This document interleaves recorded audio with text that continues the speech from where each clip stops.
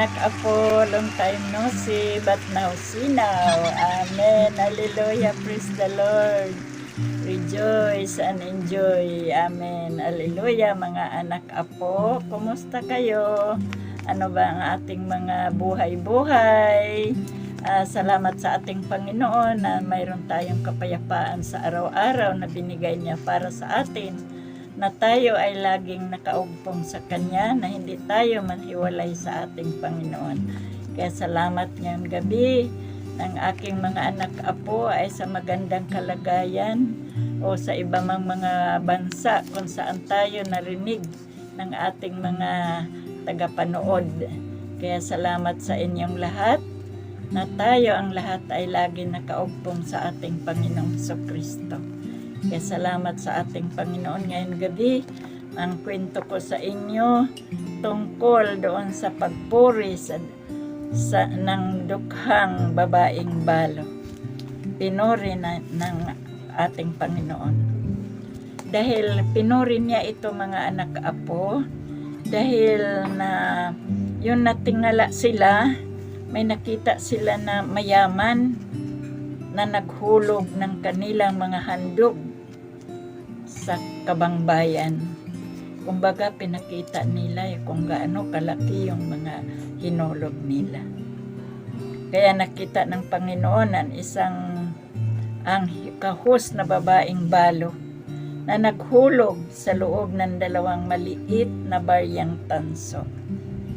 Ito yung nakita ng ating Panginoon na sinabi niya, "Katotohanan sinabi ko sa inyo, na ang dukhang babaeng balong ito ay naghulog ng maliit kaysa kanilang lahat. Sapagkat ang lahat ng ito ay naghulog ng kanilang mga handog mula sa kanilang kasaganaan, datapwat ang babaeng itong balo ay naghulog ng buong kabuhayan na taglay nila mula sa kanyang kasalatan." Kaya aleluya sa ating balong pinupuri ng Panginoon.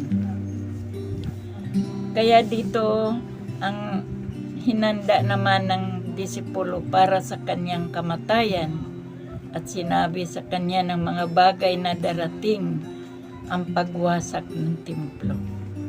Kaya samantalang nagsalita ang ilan tungkol sa templo, kung paano pasalamatan ng magandang bato ang inalay ng handog sa kanilang sinabi. Kaya tungkol sa mga bagay na ito na inyong nakikita, darating ang mga araw na walang maiwan ditong isang bato sa ibabaw ng kapwa bato na hindi ibabagsak. Ito, mga anak, mga apo, mayroong babala sa atin dito. Pakinggan lang ninyo. Na ang lahat ng pagitan ng kanyang pag-akit sa langit na matinding kapighatian, sabi niya. At sila ay nagtanong sa kanya.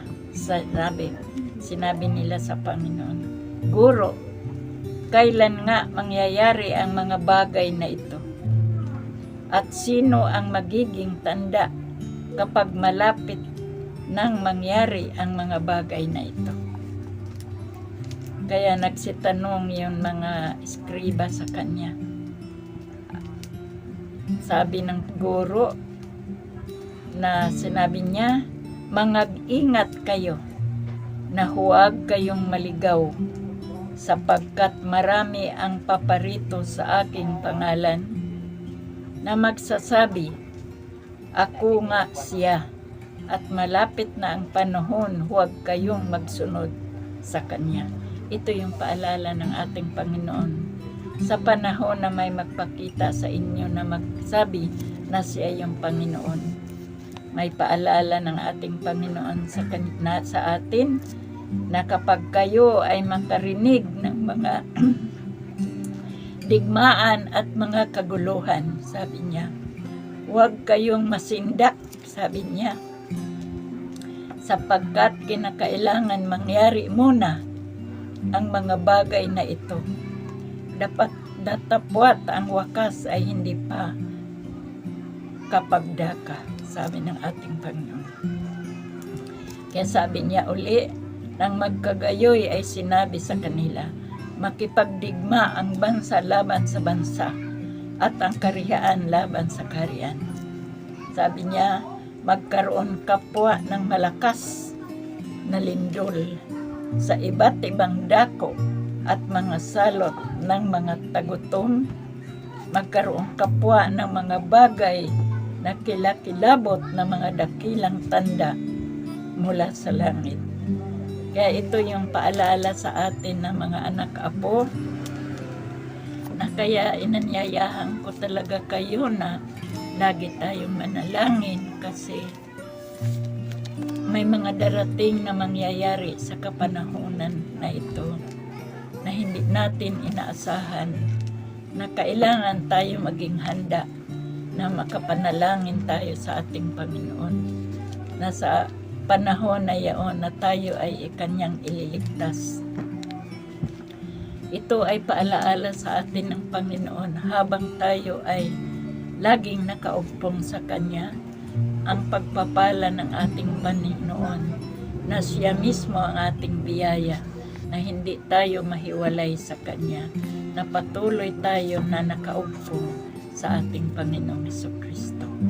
Kaya mga anak-apo, tandaan natin yung paalala ng ating Panginoon sa bawat isa sa atin na sa darating na panahon wala tayong pagsisihan.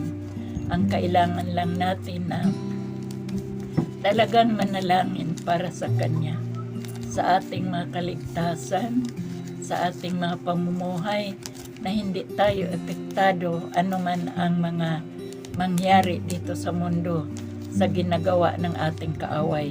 Kaya may paalala yung Panginoon na huwag daw tayo masindak anuman ang mga gawa ng mga kaaway, kasi ito sila ay naninindak lang sa atin upang tayo ay matakot na hindi na tayo laging manalangin at hindi na natin maalaala ang ating Panginoon dahil takot tayo. Pero salamat sa Panginoon na pinayuhan tayo niya na huwag tayo masindak anuman ang mga gawa ng ating kaaway dito sa mundo.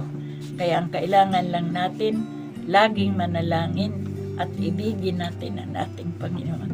Kaya salamat mga anak-apo. Nandito rin ang aking apo na laging nanalangin at sumunod sa ating mga payo sa ating opo. Yes po, Lola. Guys, maraming salamat po sa inyo sa pakikinig po at lagi po sa panonood po sa mga story po ni Lola or ni Nanay Conching po. Kasi talagang may may good moral or may matutunan ka po magandang asal sa mga kwento po ni Lola. At kaya wag po kayong magsawa po sa pag-support or sa sa pag-subscribe or kahit anong gusto niyo lang po sabihin or mag-request po or request po ng from Bible at kaya po yan ikwento po ni Nanay Conching at lagi lang po tayo po manalangin. So, opo, yes, opo. So, goodbye po guys. Thank you po ulit po sa pag-support. Lahat. Yes po, bye-bye. Bye-bye.